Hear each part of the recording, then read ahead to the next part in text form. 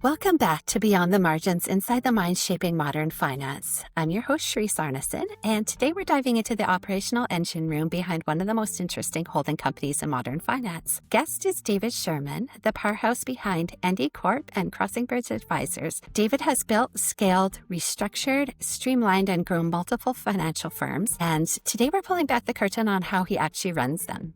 David, welcome to the show. Thank you. Appreciate you having me. Absolutely. Thank you for joining us today. Before we nerd out on operations, efficiencies, and financial systems, because I know you have plenty to share, let's start with something lighter. You've gone from senior leadership to founding multiple companies. What originally pulled you into building companies rather than simply working inside them? So I was really, really lucky very early in my career to find the one firm that hired me and only firm that hired me, because I've only worked at one place before becoming an entrepreneur, which was Leucadia National. And it was a place that really cultivated leadership and entrepreneurship and also believed in allowing people to grow by their merit. And as a result of that, it was an environment I could succeed in. I had really good mentors. My intention was always to leave corporate America and eventually have my own business. My father was a small town lawyer, but he owned the law firm. And I always sort of thought having something that was your own would give me more personal satisfaction. And it wasn't necessarily about money. It was about total balance and harmony and having like your impact on something.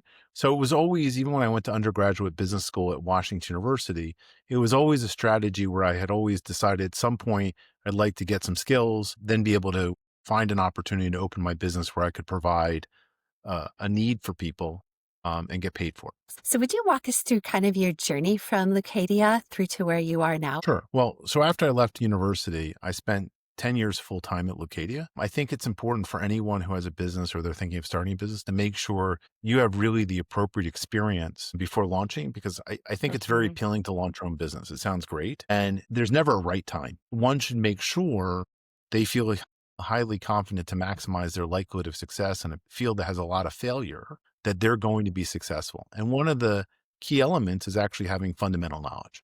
Other key elements are grit, network, honesty, and just determination. But those things aren't enough. You really need to understand what you're doing and be able to provide something that people actually want, a consumer. So after being there, it got to be a point where I knew I was ready. I mean, it was in 1996 that I left Leucadia. I was 31 years old, a little on the young side, but I had a very deep background working my way through college and in the field. And one of the things I did that I think was really, really key was I brought in outside partners. I had two outside capital partners. I didn't really need their capital, but what I needed was their infrastructure, their support. And it's always good if you have capital at your disposal, if it's smart, to be able to go there. And I knew that I was going to give up economics by definition, but I was either insecure enough or felt the need to protect the long-term value of the business to bring in outside partners. And those two partners, one is a company called DST Systems, which is no longer around. It was bought by SS&C. DST was a mutual fund processing company, which now sort of helps get you the roots on how I eventually got into the mutual fund business. It was a Fortune 1000 company. The CEO who approved the investment by DST to be involved with us is the chairman of our public company. He and I have a long-standing relationship. And I actually didn't know him prior to launching my business. So it was really somebody that, I was an unknown to them, which is kind of scary, and they were unknown to me, but I had a proposition, a business that he found compelling. The other partner, who was the introductory partner, was a firm called Financial Holding Corporation, which is one of the largest privately held life insurance companies in the country. And I had a longstanding network relationship with those folks for years, from when I was at Leucadia, where we sold them an insurance business. So I had two really good partners who were really also a way of serving as a mentor more than just an advisory board, because they had real skin in the game. And that was the key. And I have to say, in all of the iterations of my business relationships, they've been successful. So I've had real luck, I've had skill, and I've also had people behind me to help steer me in the right way.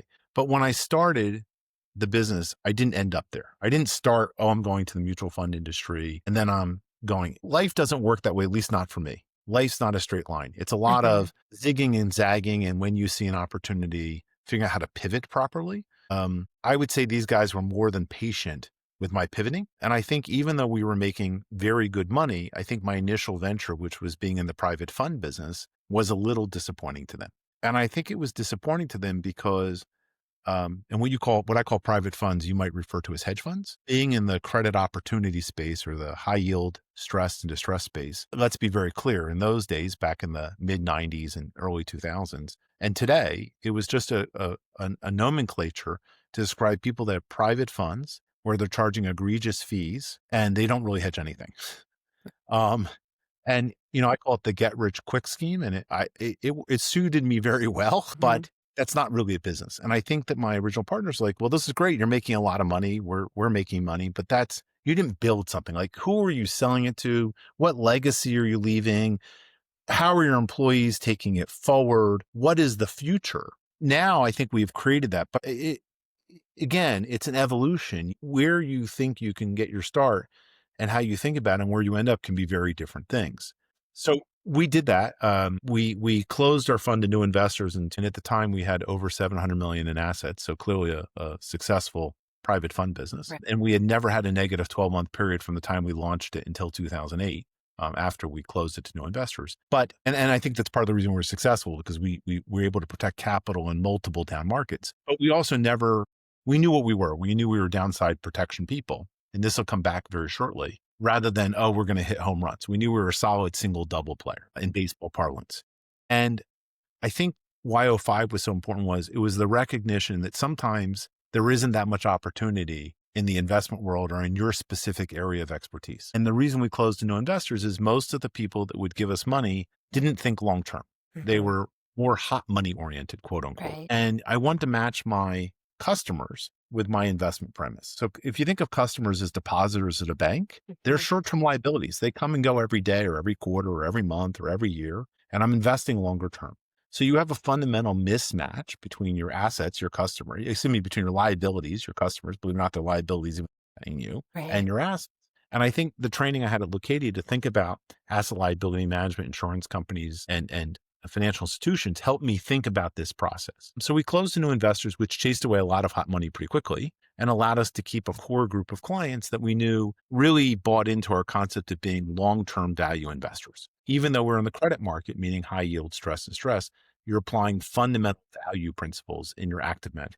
And that got us through. And then yes, '08, we lost money. And yes, in '09, we made up those losses. And along the way, two of our largest clients had a need for cash. I mean, '08 was a period between '08, '09, and 10 that a lot of people had issues, and we gave them their cash in a timely basis. We didn't, quote, gate them or suspend redemptions, and we made up our losses. So it was a very difficult time. And now it's 2010. And the question is, do you rebuild the private fund business, or do you try to figure out what else you can do that would be more or equally successful? And it was then the concept of building a business rather than making a lot of fees really was pushed by my outside colleagues. And that's how we decided to go into the mutual fund industry, which is like crazy to do a de novo mutual fund when you started in the private fund business. But that's what spoke to us. And, I am excited that we did it because it was a whole new lease on life as far as not just monetarily, because I think we do fine monetarily either way,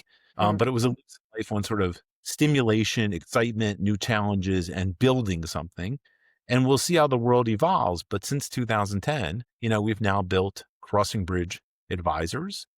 We manage over $4 billion of assets under management in ultra short duration products, meaning a maturity of 1 year or less, low duration products, meaning a maturity of 3 years or less, and then sort of other unique products. And it's been exciting not only to apply your craft, which is managing money with a value investment using credit, but also to build something and build it with a team. So that's our evolution. That is an exciting story. So what would you say is the number one thing that you've done that has made a difference in the overall business operations that you've had over the years? I don't think there's a number one thing.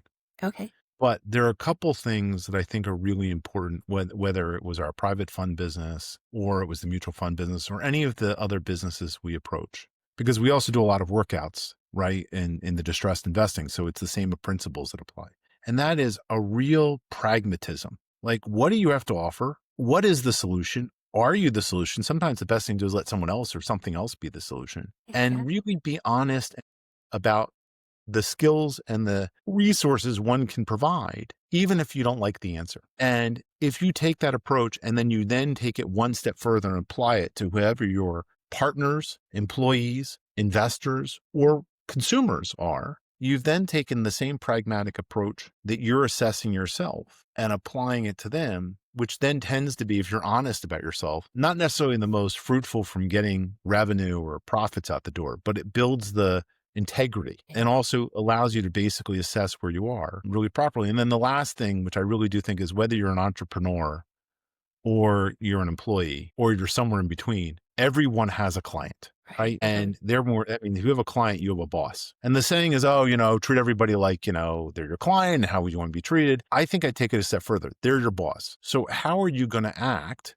where at the end of the day, whatever the outcome, good, bad, or indifferent, you're going to get a great recommendation and reference, and where you treat them the way you would treat a boss if you ever had a boss, or you'd want to be treated, you'd want your employee to treat you. So that's I think the two elements of thematic that are important for implementation in everything we do. I love that. Having integrity as the foundation for the business. You can't go wrong on that. On the financial operations side, what are the core systems that you rely on to keep your companies running smoothly? So the most important thing is your team, right? Before you get to software or solutions, it's who are your employees? And when you're a startup, you hire who you can, not necessarily who you want to. And I know that sounds really terrible, but it's the reality, again, the pragmatism of you only have so much money. Yeah. And unless you want to have a benevolent contributor, it only goes around. So you hire who you can, not who you want to, which successful organizations, I think when they do that, tend to hire people that have multiple hats, right? They can do a lot of different things reasonably well, but it's more latitude as opposed to longitude, right? It's more wide than deep. And as you grow, obviously you can hire more who you want to and go deeper. And then of course there's that whole, how do you transition your loyal team that's been there to help you grow to go deep instead of cross? And how do you place people? And that's by far one of the biggest challenges that we face today and have faced over the years. So that's A.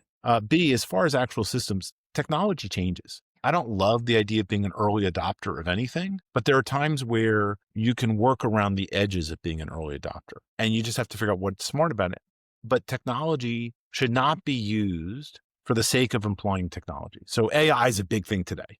We could easily roll AI out in an enterprise value into our firm. But the question is, what's the end goal? What are we accomplishing? How is it going to make us more productive, either in operations or in financial reporting or in our day-to-day jobs, such as managing companies? And, is it garbage in, garbage out, right? Because you don't know how to prompt. Do you have the ability to create the right agents? Do you know?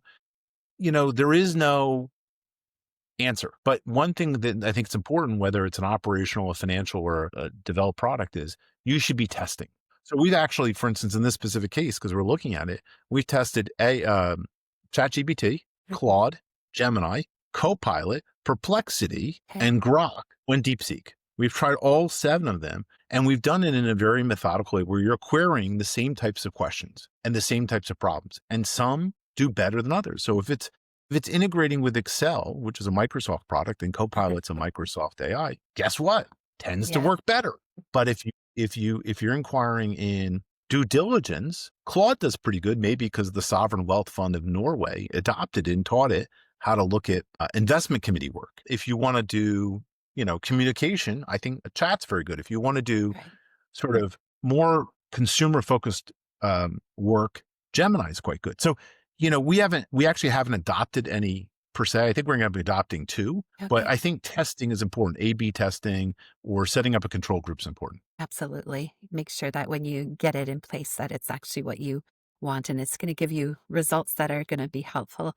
What efficiency strategies have you implemented recently that have made the biggest difference for you with CrossingBridge? So, you never get, I describe it as firms when they start making a lot of money, get fat and lazy. And it's too much work. And I think one of the things we do is, for instance, we now just went through every 2 years, we do a literally ledger review of expenses. What's necessary, what's not necessary, how do we justify, and is there an alternative? Granted, that makes my shareholders very happy because it improves the bottom line. But the other end of that, though, is maybe we should be spending more money to maximize your team's productivity, right? So what we try to measure is something called your your success of resources. So resources aren't just one's money or capital, return on investment, return on capital. It's also your time, right? So if there's a 100%. software that does reconciliation for account statements and you have a lot of different clients, and let's say it costs a lot of money. Well, yes, you might be manually doing it today with 1 or 2 employees, and the system might cost what 3 employees cost today. But you Mhm. also have to consider, well, if you could free up 2 people's time to do other things, or there are other people involved, are you getting a long-term investment opportunity, growth opportunity? Like you're Right. investing back in the business when I say Mhm. investment. And also, people keep costing money and you want to make sure that they're doing the most value-added work, right? So we use a bunch of outsourcing, and we don't do it necessarily to save money. We do it to actually maximize people's own skill sets for productivity. That's an example. We also started to set up benchmarks. So one of the benchmarks we set up is revenue per employee. Another Okay. one is EBITDA or some measurement of profitability per employee. Mhm. This is important because it sets messaging to your employees, right? So one of the things we noticed in sales was, well, this conference costs $10,000 and you should go to the conference because we only need one client success to justify that cost. Right. Because if somebody comes in and generates 10 or 15,000 in revenue, it's done. Well, they Mhm. do that all the time in the financial services industry. What they don't do very well is consumer marketing type stuff. Like, what's the lifetime value of the client you're pulling in? What's Right. your cost of acquisition? Oh, and by the way, don't forget, it's not just the conference cost. It's the person's time at the conference. It's their hotel bill. It's Mhm. their eating bill. It's their flight bill. And then what about when you onboard the account? What about the fact that operations has to get paid to onboard it and take care of it? Investment team, right? And there's this view in at least the money management world that every incremental dollar is profit because you already have the services there. But that's not how it works. And in fact, it works a lot like a step. It's all you start here, and then it becomes all profit. And then you have to spend money and build to get the next step. All of a sudden now you're more, it's no longer so profitable until you grow it up again. So it's like climbing Right. stairs Mhm. instead of like a linear. You can draw a linear line to the stairs, but that's not really how it works, right? It's more like this. Oh, Mhm. more like steps. So I think those are important. Absolutely. What would you say are the things that have worked best for your companies in gaining clients? So in our business, mutual fund ETF world, there's a lot of what they call wholesaling. Some of your clients will know what that is. Others won't. Think of it as, distributors, and the marketing costs can be very high. And one Mhm. of the lessons I learned from the insurance industry when I was at Leucadia, because Leucadia used to own Colonial Penn, which was a direct marketer of insurance products, as well Okay. as they use the traditional pyramid or wholesale scale, is distribution and marketing are really expensive and they Mhm. like to get paid up front. So we spent a lot of time figuring out how can we be cheaper in acquiring customers in a smart way where they also have a good long-term value. So we actually measure these things. This is not something I think smaller. We're small. We're 4+ billion. I mean, Okay. if you say to me, do I think, Fidelity does this? It's some scale within some division they do, but I bet they Mhm. don't do it. I could be wrong, but a lot of smaller firms don't, right? They're just Mhm. trying to build clients. We started at that point. So as a result, our biggest success now is referrals and Okay. working with referrals and also very targeted marketing. So we don't try to market to the endowment pension group, then family offices, then money center, broker Mhm. dealers, then registered independent wealth advisors. We said of our offerings, who's most likely to buy them where we provide a service and where it's a lower, maybe it could take a year or 2 years to acquire the customer. It could be a long sales cycle, but where we match up well. So like if I want to sell to a money center bank like JP Morgan, we can do all the effort we want going elephant hunting. But first of all, our products are capacity constrained. So that's going to turn them off.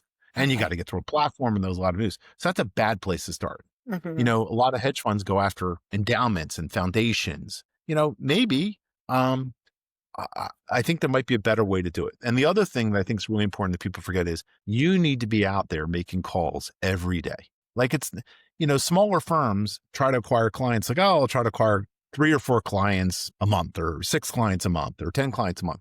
You need to be selling every day. You need so many meetings per week, right? At the end of the day, it's a volume thing. You still have to hit those numbers. I love what you said about that. You have to be doing it every day. That's so true in business and sales. Every business has that one operational process that just annoys them, we'll say. In your world, what part of the financial operations gets the most complicated or slows things down? So we have two. Okay. One of them is strictly in our control, and one of them is out of our control. So the one that's in our control is inevitably reporting, whether it's benchmarking your product and reporting for like review, or more importantly, it's like portfolio analysis reporting. And that's because all the systems are antiquated or based off of older versions, or they're really good, but they're way out of our price range. Way out. I mean, like they were meant for major insurance companies, Right. and our products tend to be unique. So if you run if you run a S&P 500 equity fund, not as much easier solutions, but the more complicated your product or how you approach it, then the less likely there's a one solution product out there to help you with the system. So our portfolio management system is the hardest issue in our business because we have the most unique products that it's not one size fits all. And you have to spend money or you have to throw manpower at it. And there's really just no other solution. And that's where we have the least efficiency. It's where we have the most frustration because it requires a huge amount of resources that we'd like to solve that can be software solution solved, but not so easily. A lot of progress there, and we can thank technology for catching up. And then the external one that but we tried to onboard several vendors and they've ultimately failed. So, I mean, at some point you just like either brute force or you're just going to have to build it yourself. The other, which isn't ours, is distributors, whether it's Schwab, Fidelity, Vanguard, Morgan Stanley, Goldman Sachs. You know, they all have platforms that you have to sort of either be invited or get on it. So it's no different than a grocery store where they have shelf space. You know, and one of the frustrations, for instance, is there is a new concept in the industry, whether it's ETFs or mutual funds, that's like a no transaction fee, where an advisor or someone who's a big user of ETFs and mutual funds doesn't want to pay commissions to execute buys and sells because they have a lot of clients and it's expensive and they don't want to pay ticket charges. So the industry, the platforms that came up with things called NTF, non-transaction fees. And in some cases, you just, can get yourself turned on and it's going to cut into our profitability, meaning my firm's profitability, until we reach a certain volume of those clients. Fine. That's a cost that we have to decide we're going to eat until we grow on that platform. But sometimes you can't get on the platform, or sometimes it takes time to get on the platform, but distribute platform. And there are others where there's one vendor, I don't want to be specific, where we've shown them they'll make $500,000 to $1 million more a year if they just turn on NTF versus what they currently have us on. And it's like talking to the hand. And it entrenches our competitors who may or may not be better. I mean, some are definitely potentially better, but there are a lot that aren't better. And it just makes the big get bigger and the small really have to make work that much harder. So I would say that's our most challenging external, which is the platforms themselves. Okay, interesting. If you could automate one part of your operations tomorrow, something that would unlock a ton of efficiencies, what would that be? I mean, in the ideal world, from the time the investment department makes a decision to the time the trade gets executed, the time it ends up in the portfolio, to the time it takes to monitor it, to the time to reconcile dividends, interest, fees, sinking funds, to time it maturity, all the way through, a full press one button and the decision's made, everything's been reconciled. And when you need to rebalance, it's already done, is like phenomenal, right? I could get rid of a ton of people. It would be done. There wouldn't be mistakes. That's just not the world of reality. It's not that when I say get rid of people, I would reallocate those resources to do things that would add more value rather than get stuck in and boggle down in operations. Absolutely. Even just settling a trade, matching up with the broker dealer. When they don't match, it's a manual person effort. It's not and there's no way to do it otherwise. Well, hopefully in the future, some of it can be automated at least, but it's happening. It's gradually happening. Like we now have reconciliation tools and things like that. Absolutely. What are the next 12 to 24 months of operational and financial improvements? What would you be focused on? So we just went through sort of our 3-year plan. So there were 3 areas we really focused on, which was continued product development and innovation. So, you have to keep growing and building and figure out what works and not works. And we're successfully launching products every several years. And you want to do it where it doesn't overwhelm or capitate your existing client base, but you also want to be able to provide a solution, but you also want to do it really well. That's one part of the plan. The other part of the plan is where are we expected to grow and where will there be areas where the organization will be more strained, where you could fill in some gaps. And then the third always is how to build redundancy into the system. So for instance, we have this now, but it'll be clear. So we use currently a cable provider and Verizon Fios for our internet, something simple as that. We have redundancy. So one handles our phones, the other handles our computer systems, and we can turn a switch if one turns bad to the other. So if they're both working, one's a primary and it serves as a backup. But one of the things we're reviewing, which actually would cost us a little bit more money, is leaving one of those providers and implementing Starlink, because you have to look at where your bottlenecks are. So quite frankly, since both cable and Fios are all sort of bottlenecked up at some point in their overlapping systems, satellite's a part solution. That's going to cost us more money. It's going to build better redundancy, but we also think there are ways to expand it as people want to work hybrid, part remote, part in the office. We can solve. So that's really simple. And that's things we look at all the time. One of the questions comes up, I think this happens in your industry. Should I hold my own data, or should I go into the cloud? As simple as emails. Should they be in the email, or should we hold them? And then holding them is a VPN, a virtual private network. I mean, these sound crazy. These are really operational things, have nothing to do with investing. So our view is, well, both of them have problems. If you're in the cloud and the internet gets shut, but you're dead in both of them. Let's start there. Okay, so then what do you do about that? But if the internet doesn't get shut down in the cloud, Microsoft went down, I think, for like a whole day or something, or Google or something, and people were all screwed. So if you're in the cloud, what's the vulnerability? So one of the vulnerabilities, if you go with a brand name, if they get you because you're a target, you're down. By the same token, if you go with a non-brand name, are you getting the most security protection, right? Because it's not as target oriented. And if you're in a VPN system, that has its other issues because your VPN could go down. So, I mean, right now we've chosen the VPN network rather than the cloud. We just think, the overlays from a security standpoint are better, but we're probably crazy guys that wear aluminum foil running around in the desert, because I also have us print off our portfolio statements in print regularly, so that if there was ever a corruption, not just at our level or at the custodian level or at other levels, we still have some hard document to get us back into thing, just as an extra source. It's a terrible waste of paper, but the good news is technology allows us to, it automatically prints it out, right? So it's just wear and tear on printing machines and paper at this point, and making sure it gets done.